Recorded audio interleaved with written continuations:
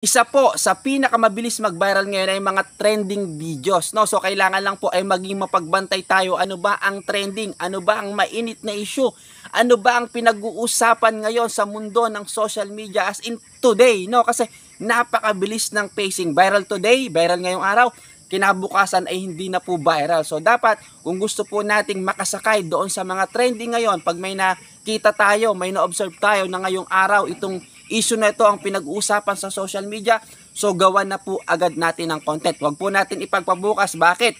Maaring bukas po ay iba na naman ang trending. So sa pamamagitan po yan, sa pagbabantay po natin ng mga trending issue at gawan din po natin ng sarili po nating content dyan, nako, yan po ang isa sa paraan para ang ating pong mga videos, ang ating mga content ay mag-viral. Ang makisakay tayo kung ano yung uso, kung ano yung trending, kung ano ngayon ang pinag-uusapan na sa social media. So yan mga ka-From Dino, for more updates, follow nyo po ako at pakishare nyo na rin po ang video po na ito kung nagustuhan po ninyo at para na rin sa kapakanan ng iba pa nating kapwa content creator. Kung anong trending, makisakay ka at yan ang malaking posibilidad na mag-viral. Salamat po!